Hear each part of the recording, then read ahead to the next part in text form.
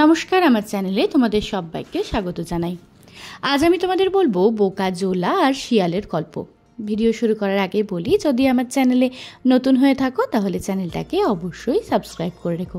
তাহলে চলো আজকের গল্প শুরু করা যাক। এক বোকা জোলা ছিল। সে একদিন কাস্তে নিয়ে ধান কাটতে গিয়ে ক্ষেতের মাঝখানেই ঘুমিয়ে পড়ল। ঘুম থেকে উঠে আবার কাস্তে হাতে নিয়ে দেখলো সেটা বড্ড গরম হয়েছে।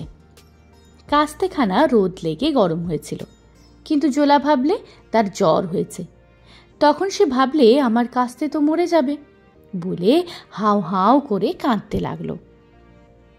পাশের ক্ষেতে এক চাষা কাজ করছিল। জোলার কান্না শুনে সে বললে, কি হয়েছে? জোলা বললে, আমার কাস্তের জ্বর হয়েছে। তা শুনে চাষা হাসতে হাসতে বলল, ওকে জলে ডুবিয়ে রাখো, জ্বর সেরে যাবে। জলে ডুবে কাস্তে ঠান্ডা হলো।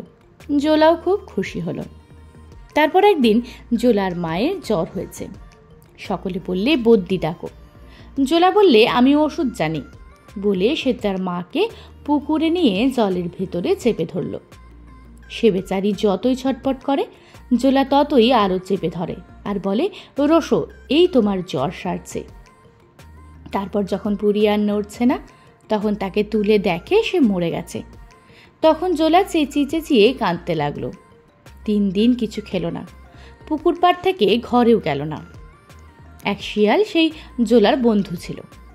সে জোলাকে কাঁদতে দেখে বলল, বন্ধু, তুমি কেঁদো না, তোমাকে রাজার মেয়ের সাথে বিয়ে দেব। শুনে জোলা চোখ মুছে ঘরে গেল। তারপর থেকে সে রোজ শিয়ালকে বলে, কই বন্ধু, সেই যে বলেছিলে? শিয়াল বললে, বলেছি যখন তখন করবই, আগে তুমি খান কতক খুব ভালো কাপড় বুনোগে দেখি। জোলা 2 মাস খালি কাপড়ই বুনল। তারপর শিয়াল তাকে খুব করে সাবান মেখে স্নান করতে বলে রাজার কাছে মেয়ে চাইতে বেরোলো।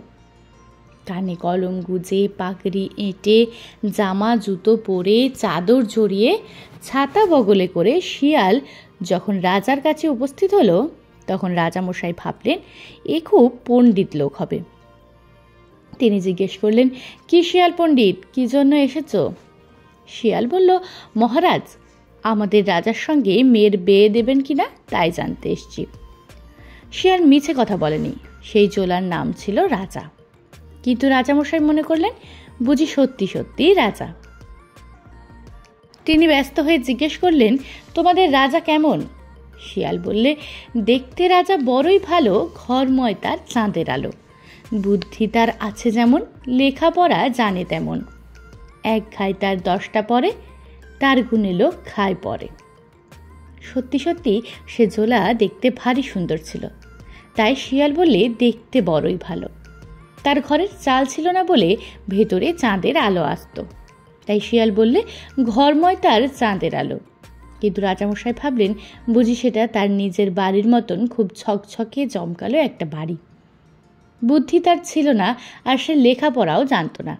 কাজে শিয়াল বলল, বুদ্ধি তার আছে যেমন, লেখাপড়া জানে তেমন।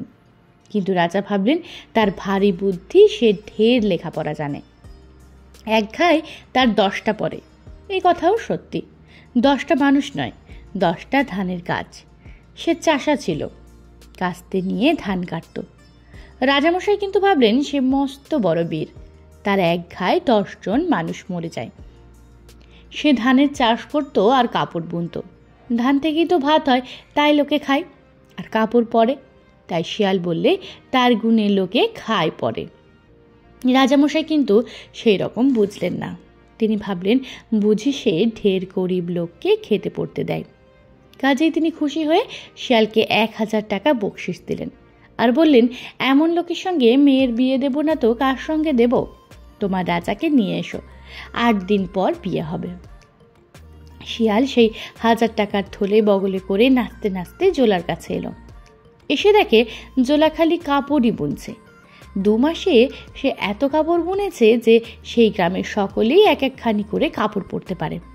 শিয়াল সেই টাকার থলে থেকে 2টি করে টাকা আর এক একখানি কাপড় গ্রামের সকলকে দিয়ে বললে, 8 দিন পরে রাজার মেয়ের সঙ্গে আমার বন্ধুর বিয়ে হবে, আপনাদের নিমন্ত্রণ। শুনে তারা ভারী খুশি হলো। জোলা বোকা হলেও বড় ভালো মানুষ ছিল, তাই সকলে তাকে ভালোবাসত। তারপর শিয়াল আর সব শিয়ালের কাছে গিয়ে বললে, ভাই সকল, আমার বন্ধুর বিয়ে, তোমাদের নিমন্ত্রণ, তোমরা গান গাইতে যাবে।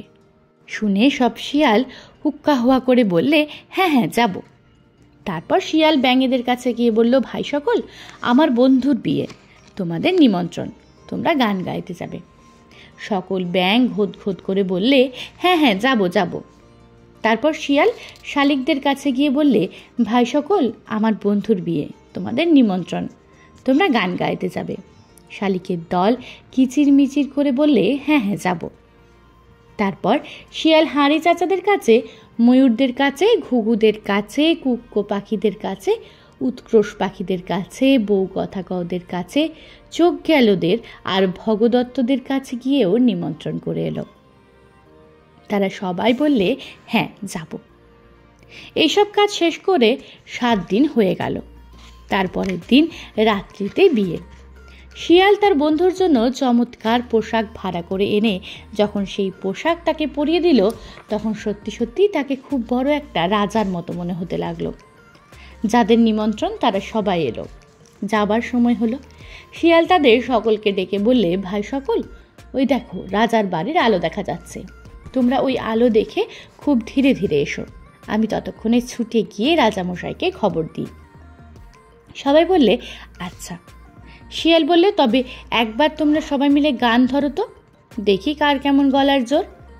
অমনি 5000 শিয়াল মিলে চেঁচাতে লাগলো হুক্কা হুয়া।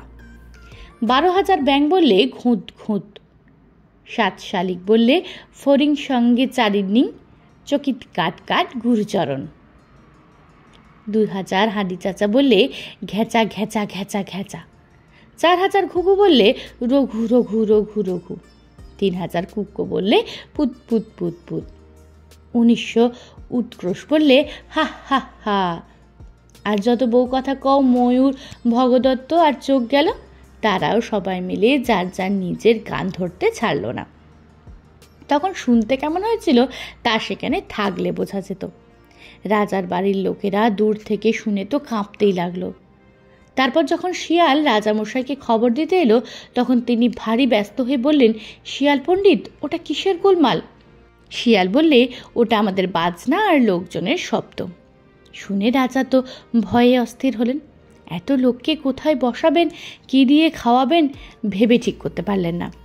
তিনি শিয়ালকে বললেন, তাই তো, কি হবে? শিয়াল বললে, ভয় কি মহারাজ, আমি এখনই গিয়ে লোকজন সব ফিরিয়ে দিচ্ছি, খালি রাজাকে আপনার কাছে আনবো। রাজা তখন বড়ই খুশি হয়ে শিয়ালকে 5000 টাকা বকশিশ দিলেন। শিয়াল ফিরে এসে মাঠের মাঝখানে অনেক টাকার মুড়ি, মুরগি আর ছোট ছোট মাছ ছড়িয়ে দিয়ে বললে, তোমরা সব খাও। অমনি তার সঙ্গের সব শিয়াল, ব্যাঙ, পাখি মিলে কাড়াকড়ি করে সেসব খেতে লাগলো। শিয়াল গ্রামের লোকদের প্রাণ ভরে সন্দেশ খাইয়ে বাড়ি পাঠিয়ে দিল। তারপর জোলাকে নিয়ে রাজার কাছে এলো।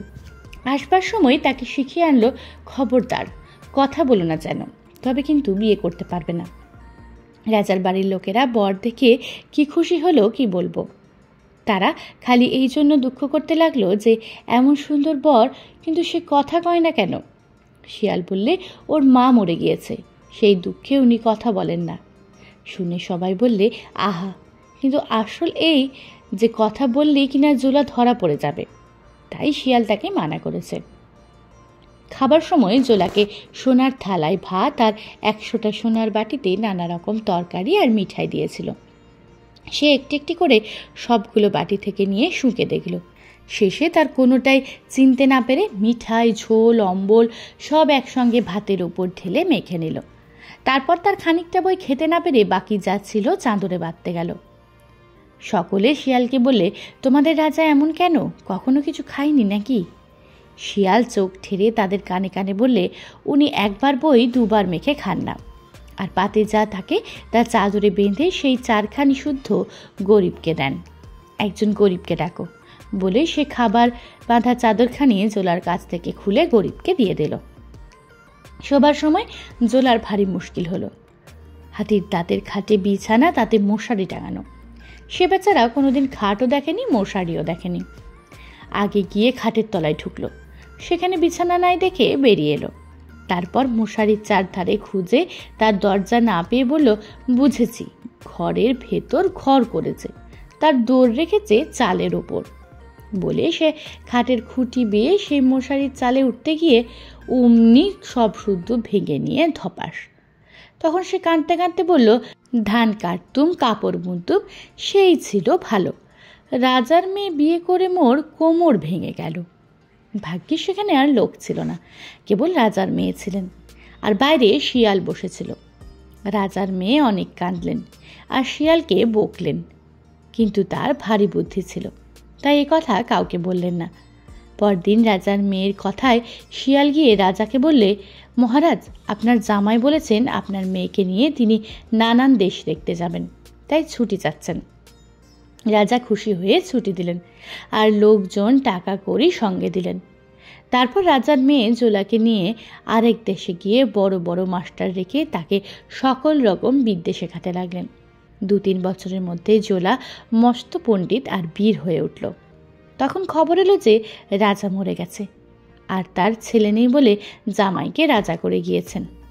তখন খুব সুখের কথা হলো। আজকের গল্পটা এই পর্যন্তই ছিল। ভিডিওটা ভালো লাগলে একটা লাইক করে দিও, বন্ধুদের সাথে শেয়ার করতে ভুলো না। দেখা হবে পরবর্তী ভিডিওয়। আজকের জন্য টাটা।